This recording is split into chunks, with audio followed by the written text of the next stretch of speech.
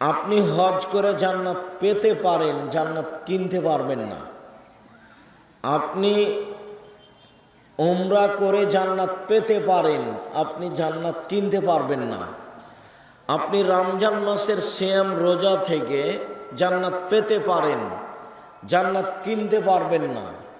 আপনি 5 ওয়াক্ত সালাত আদায় করে জান্নাত পেতে পারেন, জান্নাত কিনতে পারবেন না। জান্নাত কিনার একটাই পথ, সেটা হলো দান। আল্লাহ তাআলা বলছেন যে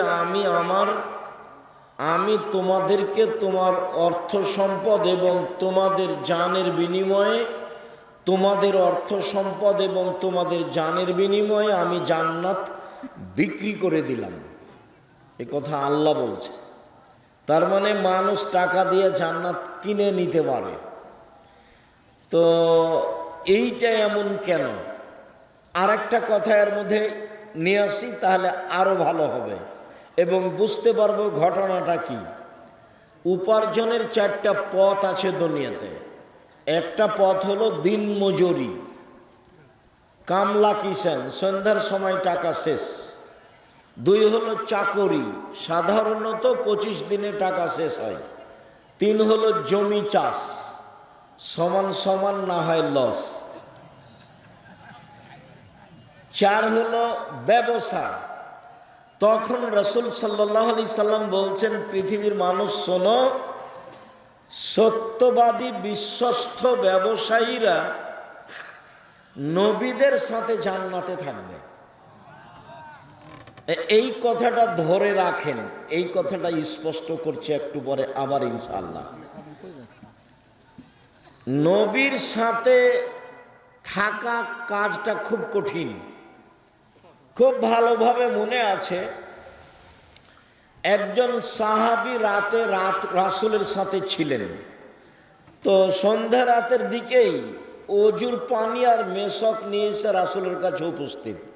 আল্লাহ রাসূল নেন, অজুর পানি আর মেশক নেন। তো আল্লাহ রাসূল খুশি হয়ে বলছেন, সালমা শেতা, তোমার মনে যেটা চাই সেটাই চাও, আমি তোমাকে দিয়ে দেব। চাও, কিছু চাও, আমি তোমার কাজে খুব খুশি হয়েছি।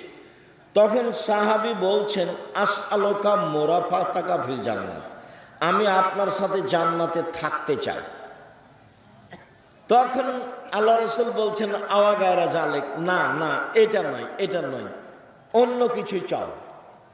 তখন সাহাবী বলছেন যে হোয়া জাকা, ওটাই চাই।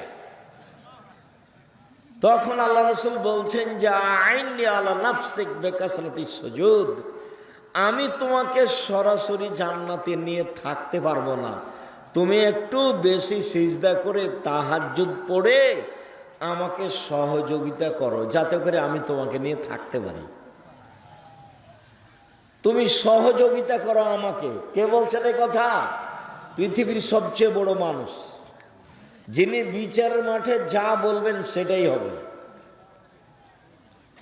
ইনি বলছেন যে তুমি আমাকে সাহায্য করো, আমি যে তোমাকে নিয়ে সাথে জান্নাতে থাকবো, তো তুমি আমাকে সাহায্য করো। কি করে সাহায্য করবা? তাহাজ্জুদ পড়ে। রাতে তাহাজ্জুদ পড়লে আমার সহযোগিতা করা হবে, তখন আমি তোমাকে জান্নাতের সাথে নিয়ে থাকতে পারবো। জান্নাতে রাসূলের সাথে থাকার একটা পথ। আর একটা সহজ পথ বলি, বাচ্চা,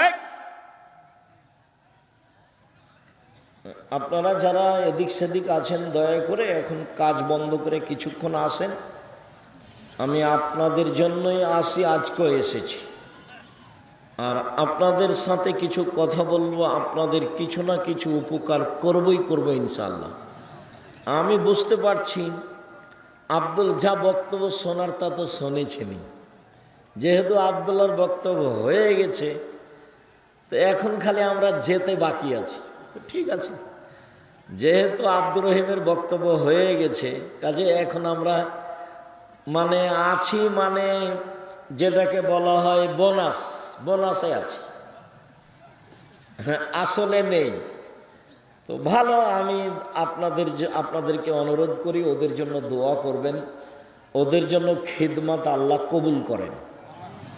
ওদেরকে যেন আল্লাহ মানুষের বদ নজর থেকে রক্ষা করেন, ওদের রুজিতে বিদ্যায় যেন আল্লাহ বরকত দান করেন, ওদের জন্য আল্লাহ সামাজিকভাবে নিরাপত্তা দেন। আমি আপনার ছেলে মেয়ের জন্য আন্তরিকভাবে দোয়া করি, আল্লাহ যেন আপনার ছেলে মেয়েকে আপনার একটা ভালো লক্ষ্য উদ্দেশ্যে পৌঁছে দেয়। উনি সর্বশক্তিমান, উনি পারেন। ওর নাম আজিজ, পরাক্রমশালী, করলে তার কেউ বিচার করতে পারবে না। উনি যদি কাল ফেরাউনকে ক্ষমা করে দেন তো কেউ বলতে পারবে না হ্যাঁ ফেরাউনের ক্ষমা হবে, মানে কেমনে ক্ষমা হয় দেখছি, এরকম কথা কেউ বলতে পারবে না। উনি সর্বশক্তিমান।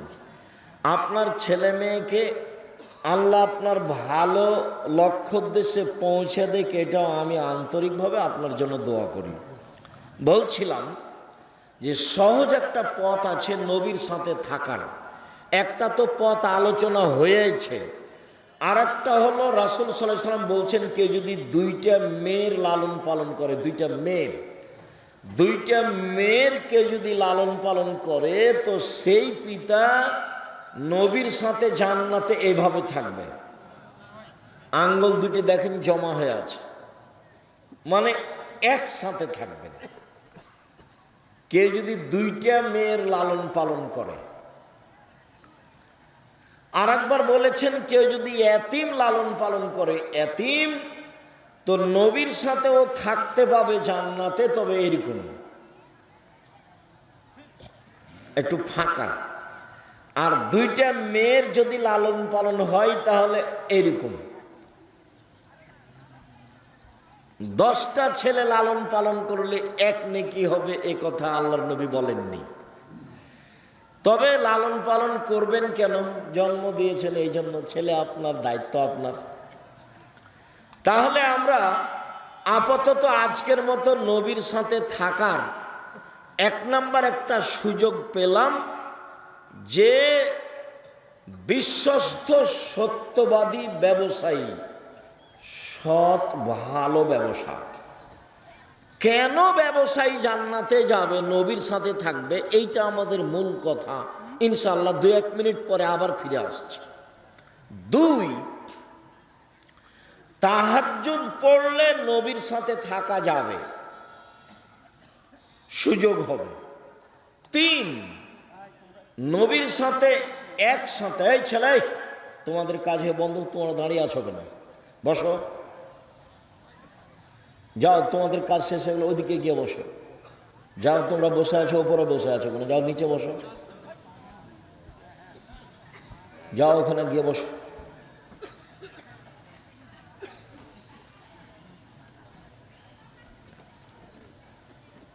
দুইটা মেয়ে লালন পালন করলে জান্নাতে নবীর সাথে এইভাবে থাকা যাবে। তাহলে 3, 4 হলো এতিম লালন পালন করলে নবীর সাথে জান্নাতে এইভাবে থাকা যাবে। বোঝা যায় না, মানে একসাথে নয়, পাশাপাশি। তো আমরা দুইটা জায়গায় 2-1টা কথা বলি। তার প্রথম কথাটা বলি যে সত্যবাদী ব্যবসায়ী নবীদের সাথে জান্নাতে থাকবেন কেন, এইটার রহস্য কি। তো আরেকটা হাদিস পাশে শোনেন, আল্লাহ রাসূল বলছেন, দেখো ইয়া মাশারাত তুজ্জার, হে ব্যবসায়ীরা শোনো, ইন্নাল বায়া ইয়াহজুরুল কিযব ওয়াল হালাফ, নিশ্চয় ব্যবসায় কিছু মিথ্যা কথা চলে আসে, কিছু কসম চলে আসে। ফাসুবহু বিসাদাকা, দান করে ওটা মিটিয়ে দাও। তার মানে ব্যবসার একটা বড় দিক হলো দান। এবার আবার ফিরে যাই, দিন মজুরি, কিষান কামলা, যা রুজি উপার্জন হয় তা সেই দিনই শেষ। যারা চাকরি করে সাধারণ পোস্ত 25 দিনে শেষ হয়, 5 দিন ধার কর্জ করে চলে। আর যারা জমি চাষ তাদের লসে বা সমান সমান। তাহলে এরা কি ফকির মিসকিনকে দান করতে পারবে, সহযোগিতা করতে পারবে? করবে কি? নাই তো। মায়ে বলছে যে বেটা এই মাসে কিছু টাকা দিয়ে পাঠায়ো, বাড়িতে খুব প্রয়োজন। ঠিক আছে আম্মা, ইনশাল্লাহ চেষ্টা করব। তো এই মাসে এসে জিনিসের দাম বেড়ে গেছে, তো আহাল পরিবার নিয়ে ঢাকায় থাকে, মাসই তো যায়নি, এই মাসে আবার 20 দিনে টাকা শেষ হয়ে গেছে, তো মাকে টাকা কেমনে দিবে? বাপ মাকে টাকা দেওয়ার একটাই পথ, অসহায় মানুষকে সহযোগিতা করার একটাই পথ, সেটা হলো ব্যবসা। ব্যবসা করেই আপনি মানুষের সহযোগিতা করতে পারেন। যার কারণে আমি বলেছি চকলেটের ব্যবসা। আমি চকলেটের ব্যবসা করতে বলিনি, আমি চকলেটের ব্যবসা মানে বলেছি সবচেয়ে কম পয়সার ব্যবসা, যাতে করে লোন নেওয়া না লাগে। লোন নিলে, ঋণ নিলে, ব্যাংকের টাকা উঠালে আপনার জানাজাই হবে না। যাদের লোন থেকে গেছে, মরে গেছে, ওদের যারা জানাজা করেছে তারা ভুল করেছে, ওদের জানাজাই হবে না। শহীদ হয়ে গেলে সব পাপ ক্ষমা হয়, কিন্তু ঋণের টাকা ক্ষমা হয় না। আল্লাহর নবী সালাম ফিরার পূর্বে, প্রত্যেক সালাতে সালাম ফিরার পূর্বে একটা দোয়া পড়তেন, যার নাম দোয়ায়ে মাসুরা। তার শেষ অংশ, তার শেষ অংশের শেষে আছে আল্লাহুম্মা ইন্নী আউযু বিকা মিনাল মা'সাম ওয়াল মাগরাম। আল্লাহ তোমার কাছে বাঁচতে চাই বড় পাপ হতে, তোমার কাছে বাঁচতে চাই ঋণ কর্জ হতে, তোমার কাছে বাঁচতে চাই বড় পাপ হতে, তোমার কাছে বাঁচতে চাই ঋণ কর্জ হতে। আল্লাহর নবী দিন রাত কথা বলতেন। সেখানে আপনি ব্যাংক থেকে কোটি কোটি টাকা উঠিয়ে ব্যবসা করতে গেলেন কেন? কে এই বুদ্ধি দিল? ভুল হিসাব। বলছিলাম ব্যবসায় একটা পথ, আপনি অসহায় মানুষকে সহযোগিতা করতে পারেন। আর আপনি ব্যবসা করবেন এই জন্য যে আমি অসহায় মানুষের পাশে দাঁড়ানোর জন্য ব্যবসা করছি, সরকারকে উঠাবো আর বসাবো সেই জন্য নয়। আমি ব্যবসা করছি জান্নাত কিনে নেওয়ার জন্য। আমি জান্নাত আসলে পেতে চাচ্ছি না, আমি জান্নাত কিনতে চাচ্ছি, এই জন্য ব্যবসা করব। ব্যবসা করলে আমার জান্নাত কেনার পথ সহজ, বাকি উপার্জনের পথ দিয়ে জান্নাত কিনা সহজ নয়। এই জন্য আল্লাহ রাসূল বললেন যে সত্যবাদী ব্যবসায়ীরা কার সাথে থাকবে? নবীদের সাথে থাকবে। তখন আবার বহু বচন, নবীগণের সাথে থাকবেন, শহীদদের সাথে থাকবেন, সিদ্দিক সত্যবাদীদের সাথে থাকবেন। তিনটা শব্দ একসাথে বলেছেন। এক, সত্যবাদী ব্যবসায়ীরা নবীগণের সাথে থাকবেন। দুই, শহীদদের সাথে থাকবেন। তিন, সত্যবাদীদের সাথে থাকবেন, যারা সিদ্দিক তাদের সাথে থাকবেন। ব্যবসা করলেই আপনি অসহায় মানুষের সহযোগিতা করতে পারবেন। ভারত, বাংলাদেশ, পাকিস্তানে ইসলামকে টিকিয়ে রাখার একটাই মাধ্যম হচ্ছে এই কওমি বেসরকারি মাদ্রাসা, যেখানে ছাত্র শিক্ষকের দুনিয়াবি কোনো লক্ষ্য নেই। আমি নিজে বলছি, আমি আব্দুর রাজ্জাক বিন ইউসুফ, আমি 1976 সালে মাদ্রাসায় পড়তে গেছি। এ আমার পড়ার সূচনা। 88 আগস্টের 20 তারিখ রোজ বুধবার বিকাল 3টে থেকে আমি শিক্ষক। 88 আগস্টের 20 তারিখ রোজ বুধবার বিকাল 3টে থেকে আমি শিক্ষক। ওই থেকে ওই পর্যন্ত কওমি মাদ্রাসায় পড়েছি। তখন আমারও লক্ষ্য ছিল না, আমার বাপ মায়েরও লক্ষ্য ছিল না যে বেশি পয়সা ইনকাম করতে হবে, বড় একটা ডাক্তার বা বড় একটা ইঞ্জিনিয়ার হতে হবে। আর সেই দিন থেকে না আজ অবধি আমার মাথায় কোনোদিন জাগেনি যে এরকম কিছু হয়ে পয়সা ইনকাম করতে হবে। বুঝাতে চাচ্ছি যে বেসরকারি কওমি মাদ্রাসার ছাত্র শিক্ষকেরা একমাত্র আল্লাহকে সন্তুষ্ট করার জন্য পরকালের আশায় মানুষকে পরকালমুখী করার জন্য শিক্ষা অর্জন করে ও করায়। অতএব এইসব প্রতিষ্ঠানের দান আপনার ওইরূপ কাজ দিবে। পতিতালয়ের মহিলা যদি কুকুরকে পানি পান করিয়ে জান্নাতে যেতে পারে, পতিতালয়ের মহিলা যদি কুকুরকে পানি পান করিয়ে জান্নাতে যেতে পারে, তো আপনি আটমল সালাফিয়া মাদ্রাসায়, যেটা শিরক মুক্ত প্রতিষ্ঠান, যেটা বিদাত মুক্ত প্রতিষ্ঠান, যেটা দল মুক্ত প্রতিষ্ঠান, যেটা সংগঠন মুক্ত প্রতিষ্ঠান, যেটা হিংসা মুক্ত প্রতিষ্ঠান, ভিতরে কেউ একটু কিছু করলে আমার জানা নাই। তো যেহেতু এখন জামিয়া সালাফিয়ার সাথে সম্পৃক্ত, জামিয়া সালাফিয়া বাংলাদেশের সর্ববৃহৎ প্রতিষ্ঠান, সবচেয়ে বড় প্রতিষ্ঠান, আয়তনে, শিক্ষক সংখ্যায়, ছাত্র সংখ্যায়, শিক্ষক গুণে, ছাত্র গুণে, যেই প্রতিষ্ঠানে শিরক নেই, বিদাত নেই, দল নেই, সংগঠন নেই, আপনার হিংসা নেই, হিংসা মুক্ত প্রতিষ্ঠান জামিয়া সালাফিয়া, দল মুক্ত প্রতিষ্ঠান জামিয়া সালাফিয়া, সংগঠন মুক্ত প্রতিষ্ঠান জামিয়া সালাফিয়া, শিরক মুক্ত প্রতিষ্ঠান জামিয়া সালাফিয়া, বিদাত মুক্ত প্রতিষ্ঠান জামিয়া সালাফিয়া, তার অন্তর্গত তার অধীনস্থ প্রতিষ্ঠান আটমুল সালাফিয়া মাদ্রাসা। যদিও আমি তার সূচনা থেকেই আজও আছি, যেটুকু ত্রুটি দেখেছেন সেটা মানুষের বুঝে ভুল, সেটা ভিন্ন কথা। অতএব আমি মনে করি একমাত্র আল্লাহকে সন্তুষ্ট করার আশায়, জান্নাত পাওয়ার আশায়, জান্নাত কিনার আশায় নির্দ্বিধায় আপনি আটমুল সালাফিয়া মাদ্রাসায় দান করবেন। এটা আমার ঐকান্তিক কামনা। আমি শুনলাম সভাপতির মুখে যে এখন প্রায় 20 লক্ষ ঋণ হয়েছে কাজবাজগুলি করতে। ঋণ তো আর কে একজন পরিশোধ করতে পারবে না, আপনাদেরকে সবাইকে মিলেই এটার ব্যবস্থা করতে হবে। করতে পারবেন, অবশ্যই পারবেন, সবাই মিলে চাইলে এটা সহজ। যদিও আব্দুল্লাহ কথা বলাকালীন কিছু আপনারা সহযোগিতা করেছেন, আমি আবারও ছেলেদেরকে বলছি তোমরা যাও, আমিও আপনাদের সাথে অংশগ্রহণ করছি। যারা মহিলারা আছো তোমরা একটু দেখো, আমার দিনী বোনেরা যারা আছেন আপনারা সবাই দানে অংশগ্রহণ করবেন। বৈঠকি দানে কেউ বিরত থাকবেন না। আমি সবকেই বৈঠকি দানে অংশগ্রহণ করার জন্য অনুরোধ জানাচ্ছি।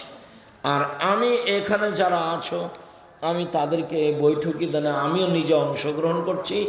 যারা বৈঠকে আছেন উপরে সবাই অংশগ্রহণ করবেন।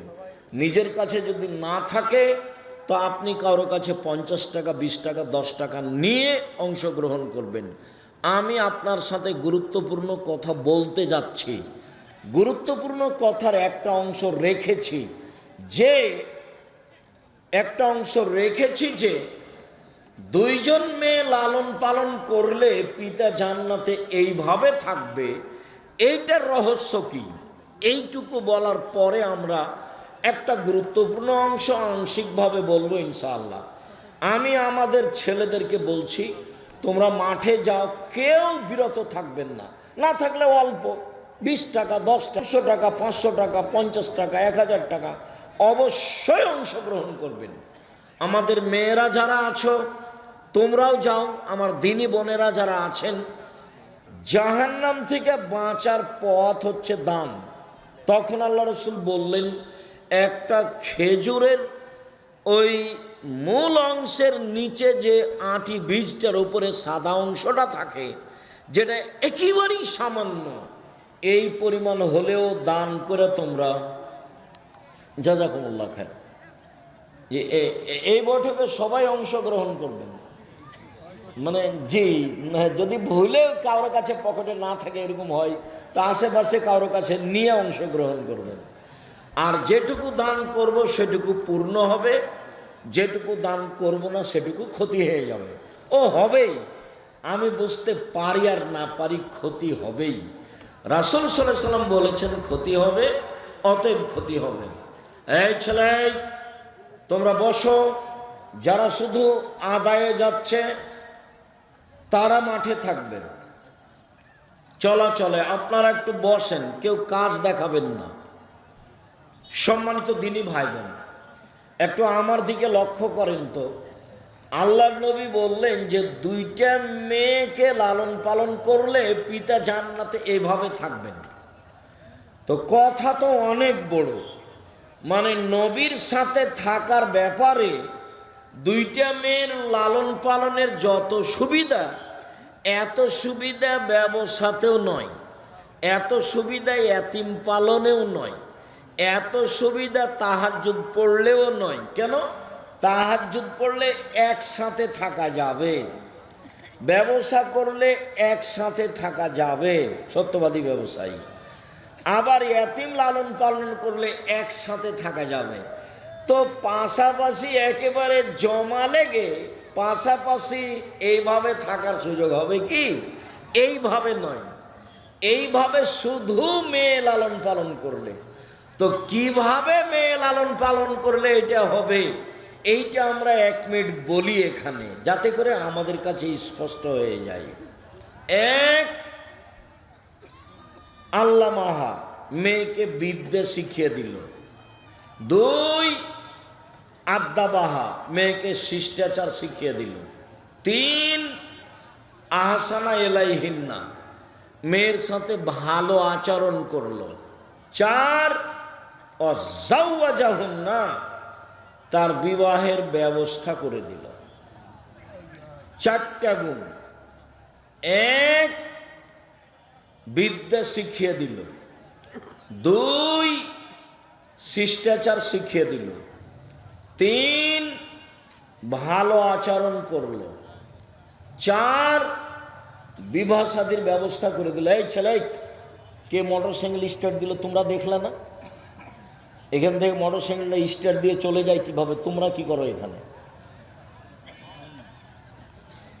বাহিরে নিয়ে যে মোটর স্টার্ট দিতে হবে, একটা অনুভূতি থাকতে হবে। সম্মানিত দিনী ভাই বোন, আমি আর আপনি ক্ষতিগ্রস্ত হয়েছি এখানে। বিদ্যা শিখিয়ে দিল বটে, কিন্তু শিষ্টাচার শিখাতে পেরেছে কি? নখে নেল পালিশ আছে, এইটা কি শিষ্টাচার হলো? নখটা বড় আছে, এইটা কি শিষ্টাচার হলো? ভুরু তুলে চিকন করা আছে, এইটা কি শিষ্টাচার হলো? দাঁত ছিলে সমান করা আছে, ফাঁকা ফাঁকা করা আছে, এইটা কি শিষ্টাচার হলো?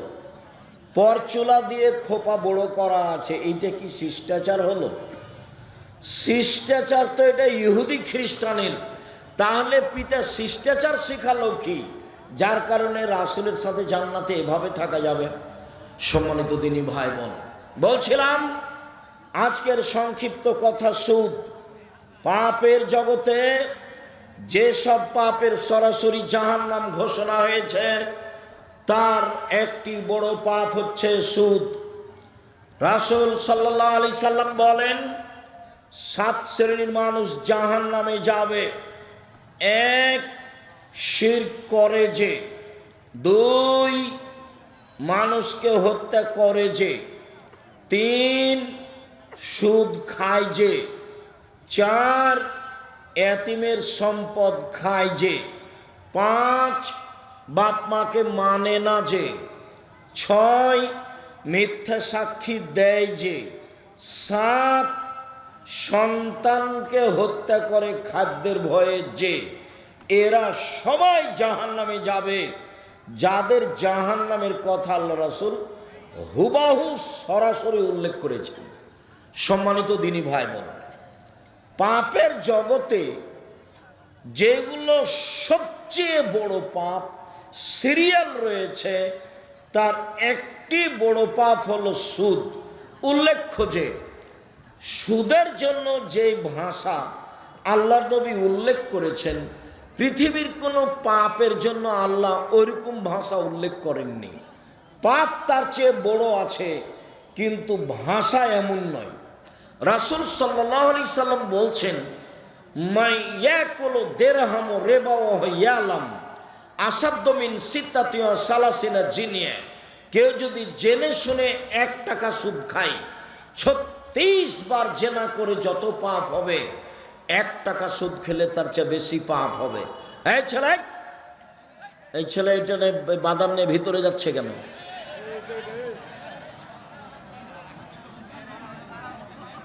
এই অভ্যাস তো খারাপ। কিছুক্ষণ অপেক্ষা করেন। আমি তো গত রাত্রেও প্রোগ্রামে ছিলাম, আজকেও এসেছি, বাসায় যাব, সকালে তো ক্লাস আছে, আবার পরের রাত্রে প্রোগ্রাম আছে। আমি তো এখনো ক্লান্ত হইনি, আমি তো আছি। আপনি প্রয়োজন দেখাচ্ছেন কেন?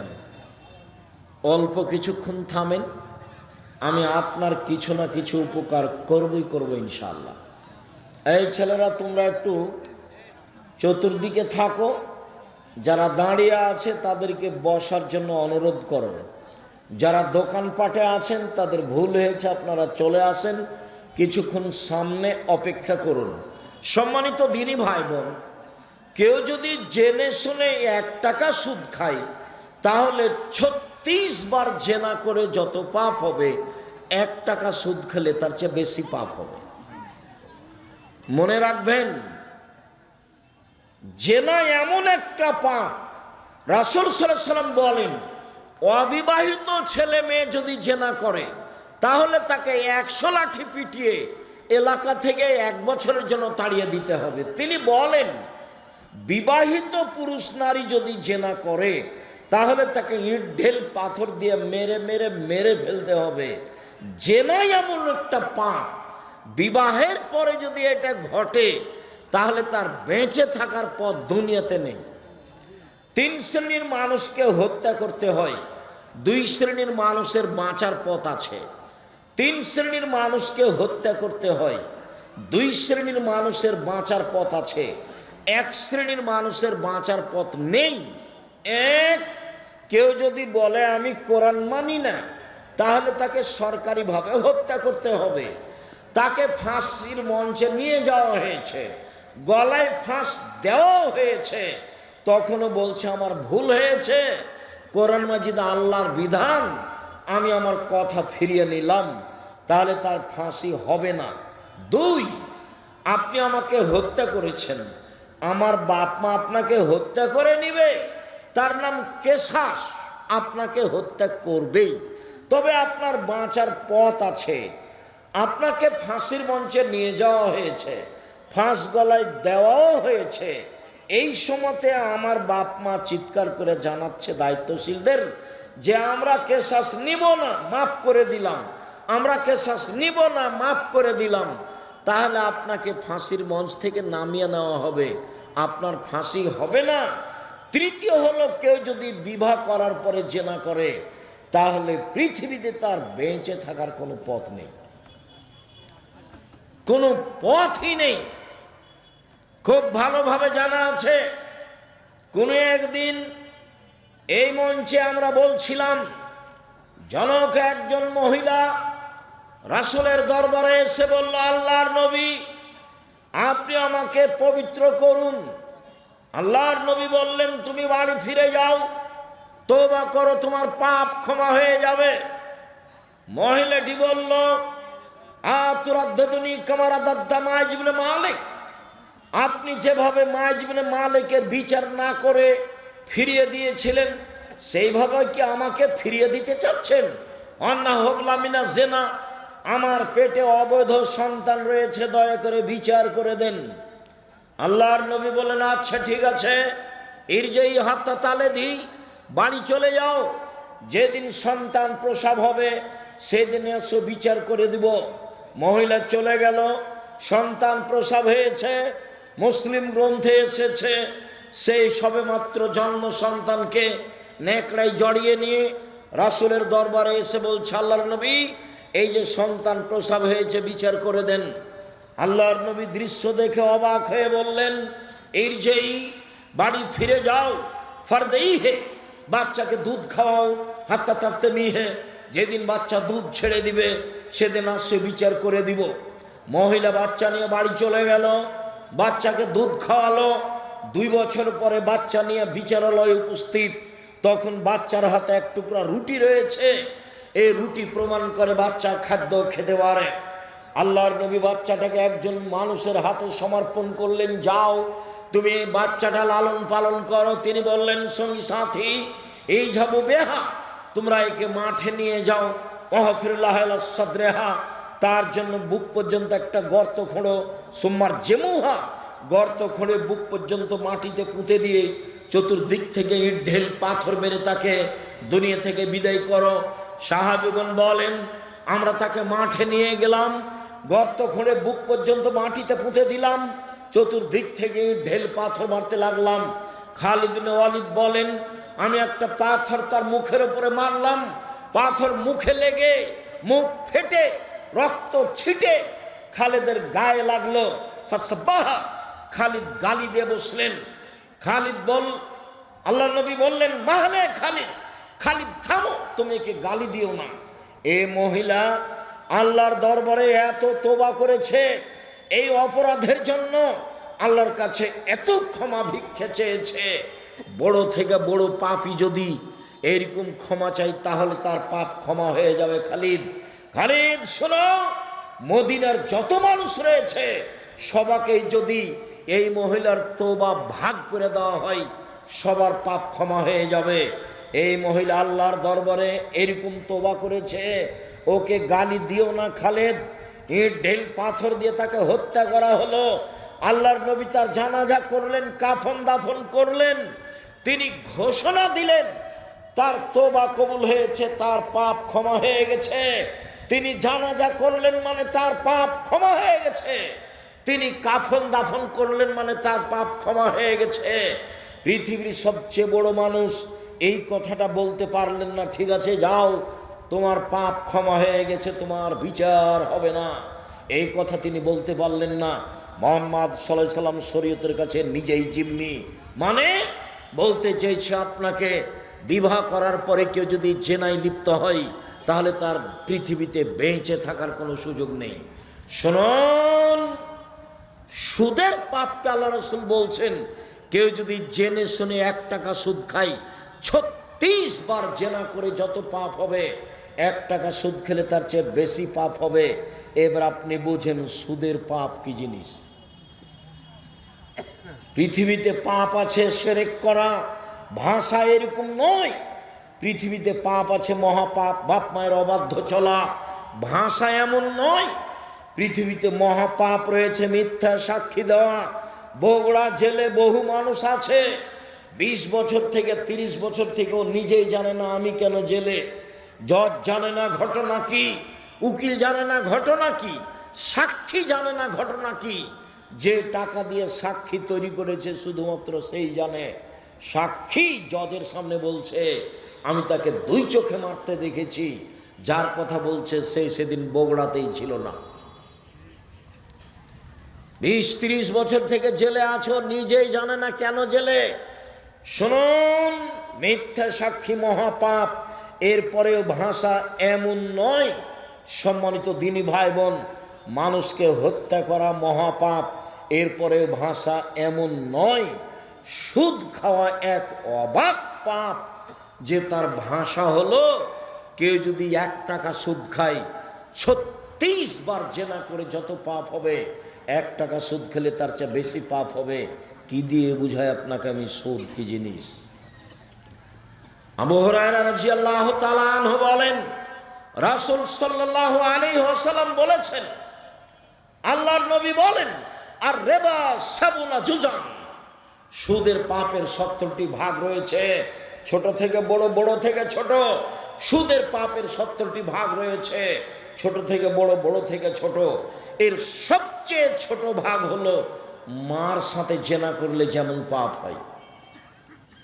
নেন, এবার আপনার স্ত্রী তো কিস্তিতে টাকা তুলেছে, ভিক্ষা করে খাবেন, এখানে এসেছেন কেন? আমি ভিক্ষা করে খেতে বলিনি, এটা হলো নিন্দে। যাদের বাড়ি বগুড়া, রংপুর, লালমিনহাট, টেনফামারী, কুড়িগ্রাম, পঞ্চগড়, ঠাকুরগাঁ, গাইবান্ধা, জয়পুরহাট, এসব লোককে আমি মাঝে মধ্যে এই জন্য বলি যে এইসব জেলায় যদি মেয়েরা বোনেরা ভাইয়ের কাছে জমি চায় তাহলে মাথা খারাপ হয়ে যায়, ওটা অপরাধ। তখনই আমি বলেছি ভিক্ষা করে খাবেন, বোনকে জমি দিবেন না। মানে কেন দিবেন না? আপনি জমি পাবেন সকালে আর বনে জমিন পাবে বিকালে, হিসাবে এরকম না একসাথে। তো এখনো দেননি কেন? দিতে দেরি করেছেন কেন? আবার এইসব ডিস্ট্রিক্টের লোকেরা বেশিরভাগ যৌতুক নেয়। ভিক্ষা করে খাবেন, যৌতুক নেবেন কেন? ভিক্ষা করে খাবেন কেন? মানুষের বাড়িতে কাজ করে খাবেন, মানুষের বাড়িতে কাজ করে খাবেন কেন? চকলেটের ব্যবসা করে খাবেন। ব্যবসার পথ তো খোলা আছে, সারা পৃথিবীর মানুষ যেখানে সেখানে ব্যবসা করতে পারে। কলার করবে, চকলেটের করবে, কম থেকে কম পয়সার ব্যবসা করবে, রাস্তাঘাটে জুতা স্যান্ডেল বিক্রি করবে। সে ভিক্ষা করবে কেন? আমি ভিক্ষা করে খেতে বলিনি। আমি আপনাকে দুর্বল ভেবেছি ভিক্ষা করার কথা বলে। আপনি শ্বশুরের কাছে যৌতুক নিলেন কেন? নিবেন কেন? নিবেন কেন? এই ছেলে দেখো, তোমার বাপকে আল্লাহ বলছেন কুকুর শ্রীগের চেয়ে খারাপ। বুঝেও বুঝে না ওরা, অন্তর আছে বুঝে না, দেখেও দেখে না ওরা, চক্ষু আছে দেখে না, শোনেও শোনে না ওরা, কান আছে শোনে না। উলাইকা কালানাম, তারা পশু প্রাণীর মতো, তারা গরু ছাগলের মতো, তারা কুকুর শ্রীগেলের মতো। ভালো মজাল বরং তার চেয়ে খারাপ, কুকুর শ্রীগেলের চেয়ে খারাপ। এ কথা আল্লাহ বলছে। কে? এইসব মানুষ যারা বোনকে জমি দেয় না, যারা যৌতুক নেয়, যারা জুলুমবাজ, যারা দলীয় দাপটে মানুষকে মারে, যারা মানুষকে জেল হাজতে দেয়, যারা মানুষকে অপমান করে, যারা ক্ষমতা দেখায়, সমাজে যারা দাপট দেখায়, এরা হচ্ছে এই কুকুর শ্রীগের চেয়ে খারাপ, এই পশু প্রাণীর চেয়ে খারাপ। আমি এই ভাষা বলিনি, আমি বলেছি ইতর শ্রেণীর মানুষ সমাজের দায়িত্ব পালন করবে, ইতর শ্রেণীর মানুষ। আমি এই ভাষা বলেছি। আর হাদিসের ভাষা হলো লোকা ইবনে লোকা, অধমের সন্তান অধম। আর বগুড়া জয়পুরহাটে এই ভাষা হলো যেদিন সমাজের দায়িত্ব পালন করবে বেন্যার বাচ্চা বেন্যা। আর চাঁপাইনবাবগঞ্জ রাজশাহীতে এই ভাষা হলো যেদিন সমাজের দায়িত্ব পালন করবে ছোট লোকের বাচ্চা ছোট লোক। আর যদি ঢাকায় যান তাহলে সে ভাষা আমি নকল করতে পারি না।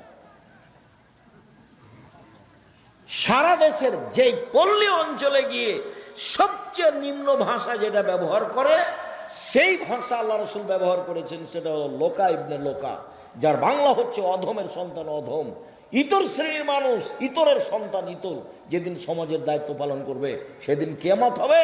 সেদিন মানুষ মানুষের প্রতি জুলুম করবে, অত্যাচার করবে, রাহাজানি করবে, অন্যায় করবে, অবিচার করবে, সমাজকে কলুষিত করবে।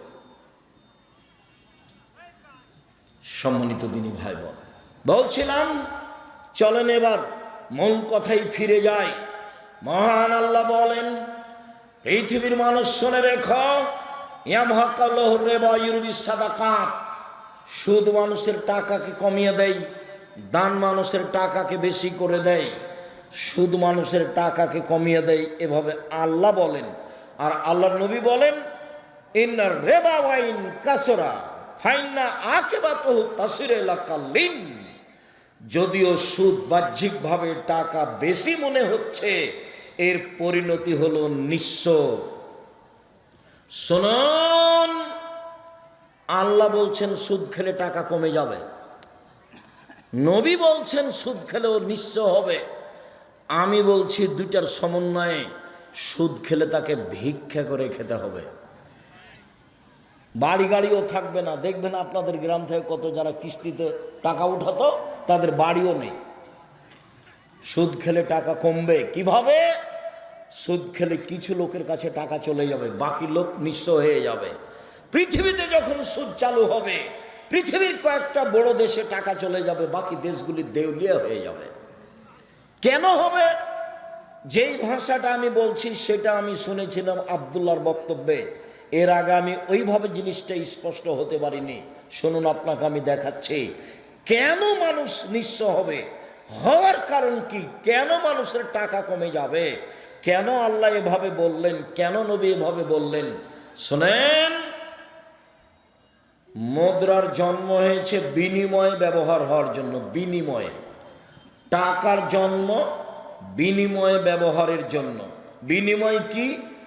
আমি একটা বোতল নিয়েছি পানির, 10 টাকা দিয়েছি বিনিময়ে। এই যে তার জন্ম হয়েছে বিনিময়ে ব্যবহারের জন্য। আমি 10 কেজি চাউল কিনেছি, বিনিময়ে ডলার দিয়েছি। এই যে ডলারের জন্ম হয়েছে বিনিময়ে ব্যবহারের জন্য। আমি 1 কাপ চা নিয়েছি, আমি বিনিময়ে দিয়েছি রিয়াল, টাকা। এই যে মুদ্রা বিনিময়ে ব্যবহারের জন্য জন্ম হয়েছে। যখন বিনিময়ে ব্যবহার না করে টাকা দিয়ে টাকা নিবে, তখন টাকার উপরে জুলুম করা হবে। ডলার দিয়ে ডলার বেশি নিবে, তখন তার উপরে জুলুম করা হবে। যখন তার উপরে জুলুম করা হবে, তখন সে আর মানুষের কাছে থাকতে পারবে না, অপমান হয়ে চলে যাবে। আমার বাম দিকে যিনি বসে আছেন, তাকে সম্মানী মানুষ মনে করে এখানে বসানো হয়েছে। এখন নিয়ে এসে যদি সামনে মাটির নিচে বসানো হয়, তাহলে তো উনি মনে করবেন যে আমাকে অপমান করা হলো। তাহলে তো উনি তাড়াহুড়া করে এখান থেকে যাওয়ার চেষ্টা করবেন। কেন? উনি বুঝবেন যে আমাকে সম্মান করা হয়নি। আপনাকে যদি নিয়ে এসে এক অন্য জায়গাতে বসানো হয় যেখানে দুর্গন্ধ, তখন আপনি মনে করবেন যে আমাকে অপমান করা হয়েছে। তখন কি আপনি থাকতে পারবেন? তখন আপনি চলে যাবেন। টাকা যখন বুঝতে পারবে যে আমাকে অপমান করা হচ্ছে, তখন টাকা সেখানে থাকবে না। সুদ মানে তাকে অপমান করা হয়েছে, যেই জন্য টাকার জন্ম, সেইভাবে তাকে রাখা হয়নি। এই জন্য মানুষ নিঃস্ব হবে, এই জন্য মানুষ ভিক্ষুক হবে, এই জন্য মানুষের সুদ খেলে টাকা কমে যাবে। তাকে একদিন না একদিন ভিক্ষুক হতেই হবে, আজ হোক আর কাল হোক। বিনিময় তো জাহান্নাম আছেই। রাসূল সাল্লাল্লাহু আলাইহি ওয়াসাল্লাম বলেন, লানা রাসূলুল্লাহ সাল্লাল্লাহু আলাইহি সাল্লাম আকাল রিবা মুকালাহু। যে সুদ খায় তার উপরে অভিশাপ, যে সুদ দেয় তার উপরে অভিশাপ, যে সুদের সাক্ষী থাকে তার উপরে অভিশাপ, যে সুদের অঙ্ক কষে তার উপরে অভিশাপ। এরপরে বললেন আল্লাহ নবী, যে পরচুলা ব্যবহার করে তার উপরে অভিশাপ, যে গায়ে উল্কি করে তার উপরে অভিশাপ, যে আপনার ভুরু তুলে চিকন করে তার উপরে অভিশাপ, যে আপনার দাঁত ছিলে চিকন করে তার উপরে অভিশাপ, যে জুতা স্যান্ডেল উঁচু পায়ে দিয়ে নিচেকে লম্বা মেয়ে দেখায় তার উপরে অভিশাপ, যে ব্রেসিয়ার ব্যবহার করে নিজেকে কম বয়সের দেখায় তার উপরে অভিশাপ। সিরিয়াল রাসূল সাল্লাল্লাহু আলাইহি সাল্লাম এইভাবে অভিশাপ করতে লাগলেন। তিনি বললেন, লানাল্লাহু আল মুতাশাব্বিহিনা মিনার রিজালি বিন নিসায়ে। ওই সব পুরুষের উপরে অভিশাপ যারা মহিলাদের পোশাক পরে, মহিলাদের বেশ ধারণ করে। ওই সব নারীর উপরে অভিশাপ যারা পুরুষের পোশাক পরে, পুরুষের বেশ ধারণ করে, পুরুষের জুতা স্যান্ডেল পরে, পুরুষের শার্ট প্যান্ট পরে, পুরুষের কাপড় পরে, ওদের উপরে অভিশাপ। সম্মানিত দিনী ভাই বোন, রাসূল সাল্লাল্লাহু আলাইহি ওয়াসাল্লাম বললেন বেলাল রাদিয়াল্লাহু তাআলা আনহুকে, বেলাল তুমি যে খাইবার থেকে এসেছো বার্নি খেজুর নিয়ে, তো এই খাইবারের কি সবই খেজুরের কম? তখন বেলাল রাদিয়াল্লাহু তাআলা বললেন, জি না আল্লাহর নবী, খাইবারের সব খেজুর এইরূপ নয়। ইন্দানা তামারুন রাদিউন, আমাদের কাছে ছিল কীট খেজুর, সাধারণ দুর্বল কম দামের খেজুর। বেনা সাইন বে সাইন, 2 সা দিয়ে 1 সা কিনেছি। দুর্বল খেজুর 2 সা দিয়েছি, 5 কেজি দিয়েছি, আর 2.5 কেজি নিয়েছি ভালোটা। তখন আল্লাহ রাসূল বলছেন, ওহ আইনুর রিবা, ওহ এটাই তো প্রকৃত সুদ, ওহ আইনুর রিবা, এটাই তো প্রকৃত সুদ। যেটাই হুবাহু বেশি আসে সেটাই প্রকৃত সুদ। সম্মানিত দিনী ভাই বোন, সুদ মহাপাপ। রাসূল সাল্লাল্লাহু আলাইহি সাল্লাম বলেন, লা ইয়াদখুলুল জান্নাতা লাহমুন নাবাতা মিনাস সুহতে, অবৈধভাবে যাদের শরীর বাড়ে তারা জাহান্নামে যাবে। কুল্লু লাহমিন নাবাতা মিনাস সুহতে কানাতিন নারু আওলা বিহি, যেই ছেলে মেয়ের শরীর, ব্যক্তির শরীর সুদের টাকায় বাড়ে, ওর জন্য জাহান্নাম যথেষ্ট। আবু সাঈদ খুদরি রাদিয়াল্লাহু তাআলা আনহু বলেন, রাসূল সাল্লাল্লাহু আলাইহি সাল্লাম বলেছেন, লা ইয়াদখুলুল জান্নাতা জাসাদুন গুযিয়া বিল হারাম, ওই শরীর জান্নাতে যাবে না যেই শরীর হারাম উপায়ে বাড়ে। আর হারামের যত পথ রয়েছে, হারামের যত পথ পন্থা রয়েছে উপার্জনের, সবচেয়ে ন্যাক্কারজনক, নোংরা, ঘৃণিত পথ হচ্ছে সুদ। সুদ দিয়ে টাকার উপরে জুলুম করা হয়। সুদ খেলে মানুষ ভিক্ষুক হয়, সুদ খেলে মানুষ নিঃস্ব হয়, সুদ খেলে সমাজের টাকা দুই একজনের কাছে চলে যায়, সমাজ নিঃস্ব হয়ে যায়। মানুষকে ভিক্ষুক বানানোর সবচেয়ে বড় মাধ্যম হলো সুদ। সম্মানিত দিনী ভাই বোন, যার কারণে রাসূল সাল্লাল্লাহু আলাইহি সাল্লাম বলেন, পৃথিবীর মানুষ শুনে রেখো, খাওলা রাদিয়াল্লাহু তাআলা আনহা বলেন, ইন্না হাযাল মাল হুলওয়াতুন খাজিরা, এই সম্পদ হচ্ছে মিঠা বস্তু, যে তাকে বৈধভাবে খায় তার জন্য বরকতের বিষয়, যে তাকে বৈধভাবে উপার্জন করে না তার জন্য জাহান্নাম রয়েছে। সুদের ফলাফল জাহান্নাম। আল্লাহর নবী বললেন, পৃথিবীর মানুষ শোনো, তোমরা নিঃস্ব গরিব হয়ে যাওয়া এই ভয় আমি করি না, আমি মুহাম্মদ সাল্লাল্লাহু আলাইহি সাল্লাম ভয় করি। তোমরা পয়সা উপার্জনের প্রতিযোগিতায় নেমে যাওয়া, যেমনভাবে পূর্বের লোক নেমেছিল, চিন্তা ভাবনা ছাড়াই অপ্রয়োজনীয়ভাবে অবৈধভাবে পয়সা উপার্জন করবে, তোমাদেরকে পয়সা ধ্বংস করে দিবে, যেমনভাবে পূর্বের মানুষকে ধ্বংস করেছে। একবার আল্লাহ রাসূল বলছেন, বসে তালাইকুমুদ দুনিয়া কামা বসে তাতমান কানা কাবলাকুম, পৃথিবী তোমাদেরকে এইভাবে তুলে ধরা হবে। দেখো টাকার টাকা, কত কলা কৌশল, কত নিয়ম, কত ইন্স্যুরেন্স, কত পথ পন্থা টাকা উপার্জনের। তোমরা এসব টাকা উপার্জনে নেমে যাবা, তখন এই টাকা ধ্বংস করে দিবে, এ আশঙ্কা, এ ভয় আমি করি। সম্মানিত দিনী ভাই বোন, সাবধান থাকবেন। রাসূল সাল্লাল্লাহু আলাইহি সাল্লাম বলেছেন, অবৈধ পয়সা আল্লাহ কবুল করেন না। কেউ যদি অবৈধ পয়সা আল্লাহর পথে দেয়, তারপরে যদি হাত তুলে দোয়া করে, কান্নাকাটি করে, তার ইবাদত কবুল হবে না। এই জন্য যার তার খাদ্য অবৈধ আছে, তার পোশাক অবৈধ আছে, তার পানি অবৈধ আছে, তার জীবিকা নির্বাহ অবৈধ। মর্মে আমি সকল দিনী ভাই বোনকে সুদের মতো হারাম পথ পন্থা থেকে বেঁচে থাকার জন্য আন্তরিকভাবে অনুরোধ জানাচ্ছি। দিন রাত বলে আসছি, 4টা কাজ করবেন। 1, 5 ওয়াক্ত সালাত, 2, হালাল রুজি, 3, কোরআন তেলাওয়াত, 4, আড্ডা পিটা চিরদিনের জন্য হারাম। দোকানে বসে আড্ডা পিটবেন না, মোবাইল নিয়ে আড্ডা পিটবেন না। সকল দিনী ভাই বোনকে আমরা সন্ধ্যা থেকে এখন পর্যন্ত যেসব আলোচনা করে আসলাম, সেগুলি অনুযায়ী চলার জন্য আন্তরিকভাবে অনুরোধ জানিয়ে আজকের যে আলোচনা সেটা আপনি পাবেন উপদেশ বইয়ে আছে। আর আমি হাতে কলমে শিখিয়ে দেওয়ার জন্য নামাজ শিক্ষা বইটা লিখেছি। আর আল ইতিসাম পত্রিকা একটা ফ্রি পাওয়া যাবে, একটা কিনলে আমি নিজে কিনেছি ফ্রি দেওয়ার জন্য। আর এই ফতোয়া সিরিজ বইয়ে 1000 ফতোয়া আছে, যেটা মুফতিদের মাধ্যমে আমি নিজে বৈঠকে থেকে সংশোধন করে এই বই বের করা হয়েছে। ফতোয়া সিরিজ, ফিকুল হাদিস ফতোয়া সিরিজ, 1000 প্রশ্নের উত্তর আছে।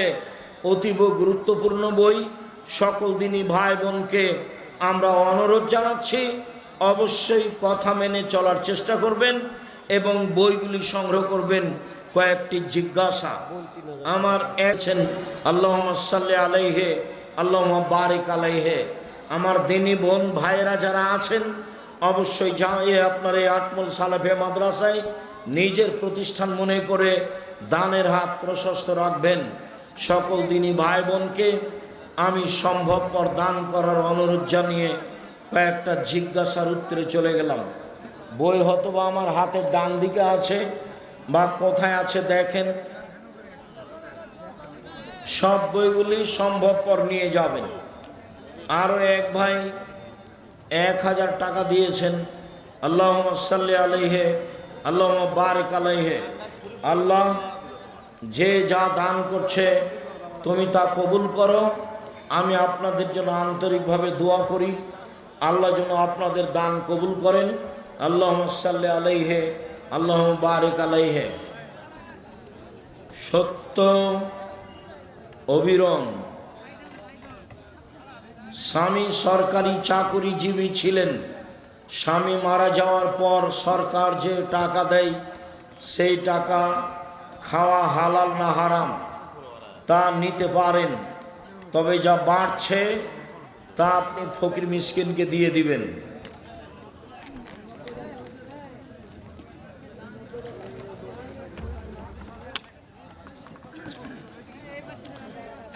শাইখ, মেয়ে দেখার সময়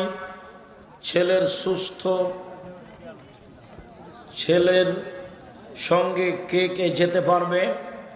তার বোন, তার মা যেতে পারে, ভাই পিতা নয়।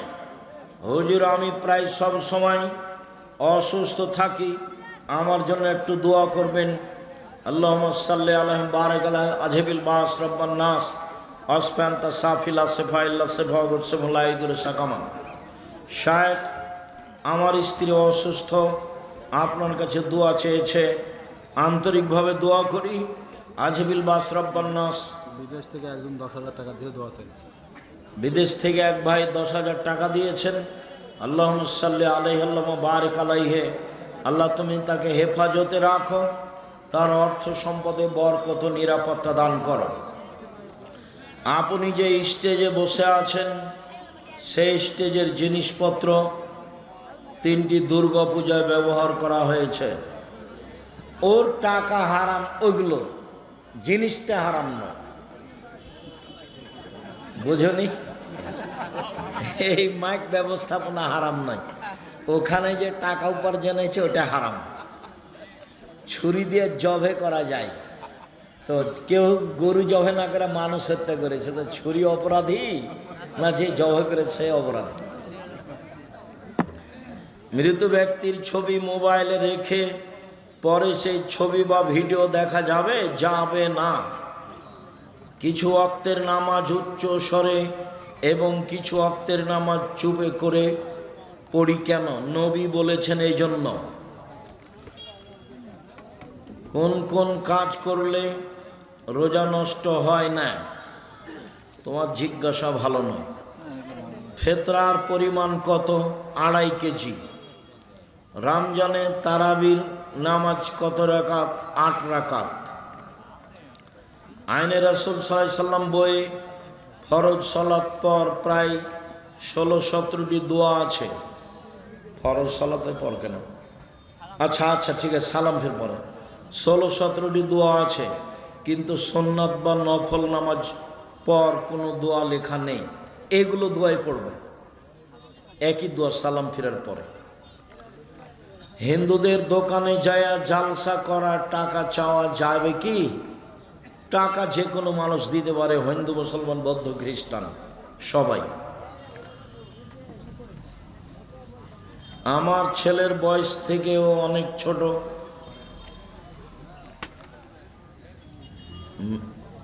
রোজাদারের দোয়া কি কবুল হয়? রমজান মাস দোয়া কবুলের মাস হতে পারে। প্রিয় শায়েখ, আমার প্রশ্ন, জোহরের ফরজ নামাজের সময় যদি ইমাম সাহেব 3 রাকাত পড়িয়ে সালাম ফিরায় এবং মুসল্লিগণও সালাম ফিরায়, তাহলে এখন করণীয়? এখন আবার আর 1 রাকাত পড়বে, পড়ে সহজ সিজদা দিবে, সালাম ফিরবে। সুন্নাত পরে যদি ধরা পড়ে তবু সবাই একসাথে আর 1 রাকাত পড়ে সালাম ফিরবে। আর যদি চলে গিয়ে থাকে তো গেছে, আর লাগবে না। রোজায় চোখে ড্রপ ব্যবহার করলে কি রোজা হবে? হবে। কাজের বিনিময়ে বিড়ি আদান প্রদান কুফল বর্ণনা করুন। বিড়ি হারাম, ওর লেনদেন হারাম, ওর ব্যবসা হারাম, ওর খাওয়া হারাম, খেলে ইবাদত কবুল হবে না। মৃত ব্যক্তির জানাজা নামাজের ইমামতি করার হকদার কে? যে কোনো পরহেজগার মানুষ, আলেম মানুষ। ছেলেকে ওসিয়ত করে যেতে হবে এইরকম কথা আল্লাহ রাসূল বলেননি। শায়েখ আমার জমির পাশে এক ইমানদার এবং হাজি জমি আইল বৃদ্ধি করে, এর শাস্তি কি? এর শাস্তি জাহান্নাম। ওটা হলো জুলুম, যারা আইল কেটে ছোট করে। হুজুর আমাদের মসজিদের ইমাম বলে টাকা দিয়েও ফিতরা আদায় করা যাবে। তোমাদের হুজুরকে তওবা করতে হবে, ভুল হয়েছে। আসসালামু আলাইকুম হুজুর, আপনি বলেছেন 7 দিনের দিন আকিকা করতে হবে, কিন্তু শায়েখ আকরামুজ্জামান সেটা তো আমি বলতে চাইনি তোমাকে। 7 দিনের দিনই আকিকা করতে হবে। 7 দিনের আগে বাচ্চা মারা গেলে আকিকা হবে না, 14 দিনে আকিকা হবে না, 21 দিনে আকিকা হবে না, জীবনে একদিন আকিকা হবে না। এটাই চূড়ান্ত। তোমার মাথায় অন্য কথা জাগে কেন? আমল করতে পারো না? হুজুর আমাদের মসজিদের নতুন স্টিলের খাট কিনা হয়েছে, এখন কাঠের পুরাতন খাটটি কি করবো? জ্বালিয়ে দাও।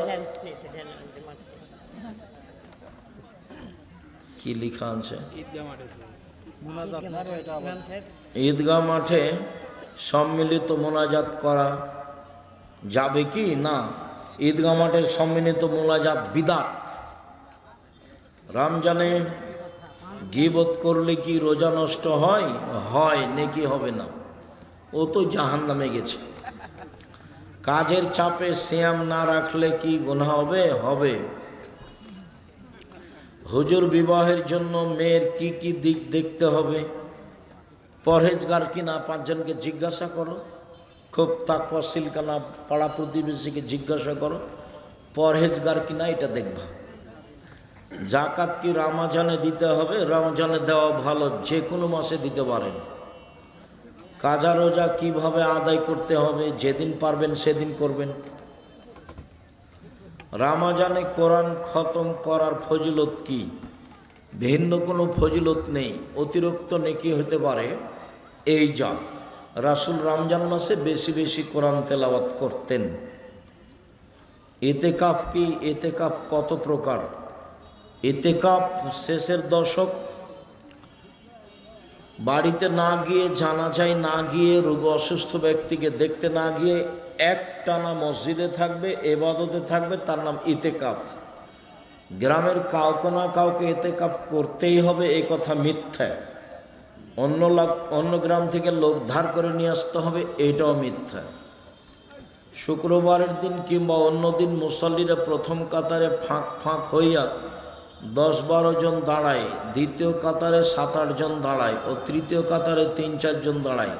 হাদিসে আছে কাতারের মধ্যে দিয়ে প্রবেশ করিলে ঘাড় মটকানোর গুনাহ হবে। তোমার জিজ্ঞাসাটা মনে হয় ঠিক হয়। কোনো মৌলানা সাহেব বলেন যে ইংরেজি বাদ্য বাজানো যাবে। ইংরেজি বাদ্য বাজানো যাবে? গান বাজনা বাদ্যযন্ত্র হারাম।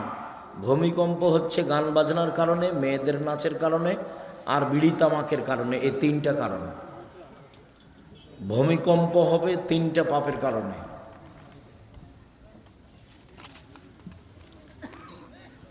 মৃত ব্যক্তির কবরের উপরে 3 দিন পর শত শত কাক এসে চলে যায়, এর কারণ কি? এর কোনো কারণ মানুষ জানে না। ভালো ধারণা রাখতে হবে মানুষের উপরে, দোয়া করবেন, ওখানে গিয়ে দান করবেন তার নামে। ভাত খাওয়ার শুরুতে বিসমিল্লাহ ভুলে গেলে বিসমিল্লাহ ওয়ালাহু আখিরা। আমাদের যৌথ পরিবার এমন অবস্থায় পূর্ণ পর্দা করা সম্পূর্ণ সম্পূর্ণ এখন পর্যন্ত সম্ভব হয় নাই।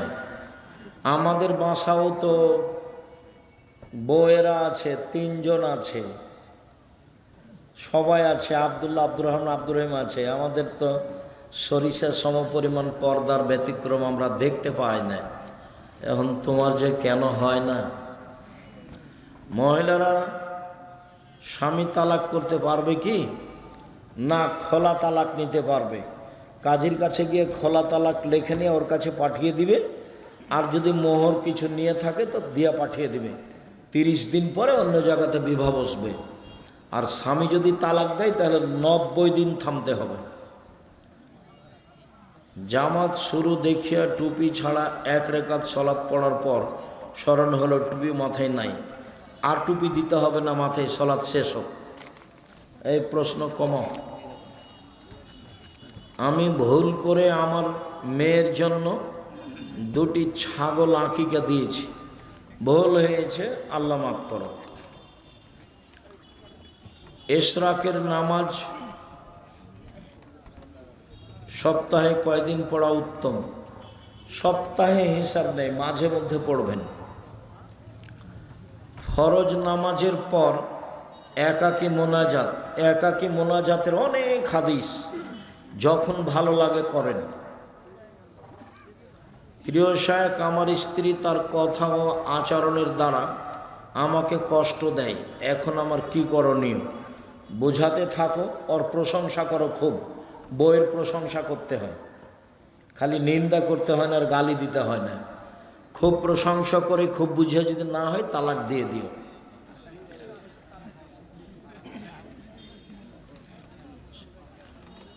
হুজুর আব্দুর রহমান আসেনি কেন? আব্দুর রহমানের নাম আছে? ওকে আজকে একটু অসুস্থভাব দেখলাম। আচ্ছা আচ্ছা। আসসালামু আলাইকুম প্রিয় শায়েখ, আমি আপনার সাথে দিনের দাওয়াত দিতে চাই। ইসলামের জন্য আপনার সাথে থেকে কাজ করতে চাই। যাও জামিয়া সালাফিয়া, দেখো অনেক ছেলেরা আছে, তোমার এদের সাথে কোনো কাজ হয় কি না। আবদুল্লাহর তো মক্তব চালু আছে, একবারে টেকনাফ থেকে তেঁতুলিয়া পর্যন্ত, এখন পর্যন্ত 650 মক্তব চলে। থাকা ফ্রি, খাওয়া ফ্রি, যাওয়া ফ্রি, আসা ফ্রি, বই ফ্রি। কখন যেতে হবে ওদের সাথে যোগাযোগ রাখো, যে প্রশিক্ষণ নাও, থাকো, খাও। মোয়াল্লিম আমাকে বললেন মদিনায় তোমাকে কমপক্ষে 8 দিন থাকতে হইবে এবং 40 ওয়াক্ত নামাজ পড়তে হইবে। মোয়াল্লিম অপরাধ করেছে, মোয়াল্লিমকে আল্লাহর কাছে ক্ষমা চাইতে হবে। আপনার ভুল হয়েছে। মন চাইলে মদিনায় যাবেন, না চাইলে যাবেন না। মদিনায় হজের কিছু নেই। আল্লাহ তুমি আমাদের কবুল করো, যারা মারা গেছে তাদের ক্ষমা করো। আটমল মাদ্রাসার সাথে উল্লেখযোগ্য হুমায়ুন আব্বা তোয়াব ভাই, নূর মোহাম্মদ মাস্টার, আর খায়বার ভাই, মাস্টার সাহেব, আরও অনেকেই যারা জড়িত ছিলেন, আমি অনেকের নাম জানি না, মারা গেছে। আল্লাহ তুমি তোমার দরবারে অন্তর থেকে তাদের দরবারে তাদের জন্য ক্ষমা চাচ্ছি। তুমি তাদেরকে ক্ষমা করো, তাদের কবরের শাস্তি মাফ করো, তুমি তাদের কবরকে প্রশস্ত করো। আমাদের আটমল সালাফিয়া মাদ্রাসার সাথে এতদা অঞ্চলের যত পুরুষরাই জড়িত আছে, যারা চলে গেছে, তুমি তাদের কবরের শাস্তি মাফ করো, তুমি তাদের কবরকে প্রশস্ত করো, আলোকিত করো। এতদা অঞ্চলে এবং আমার সকল দিনী ভাই বোন যারা অসুস্থ, বাড়িতে হাসপাতালে, তুমি তাদের আরোগ্য দান করো, সেবা দান করো। আমরা যারা বিভিন্ন জায়গায় আছি, তোমাকে সন্তুষ্ট করতে চাই, আমাদের ভুল ত্রুটি ক্ষমা করো, আর তুমি আমাদেরকে তোমার রাসূলের পদ্ধতি অনুযায়ী চলার তৌফিক দান করো। বিশেষভাবে সুদের মতো হারাম পাপ থেকে রক্ষা করো। আটমল সালাফিয়া মাদ্রাসা কবুল করো, এটাকে তুমি আমাদের পরকালের বিনিময় হিসাবে কবুল করো। তোমার দরবারে এই জোরালো দাবি দোয়া রেখে আজকের সংক্ষিপ্ত আলোচনা এখানে শেষ করলাম। সুবহানাকা আল্লাহুম্মা ওয়া বিহামদিকা আশহাদু আল্লা ইলাহা ইল্লা আনতা আস্তাগফিরুকা ওয়া আতুবু ইলাইক। আসসালামু আলাইকুম ওয়া রাহমাতুল্লাহ।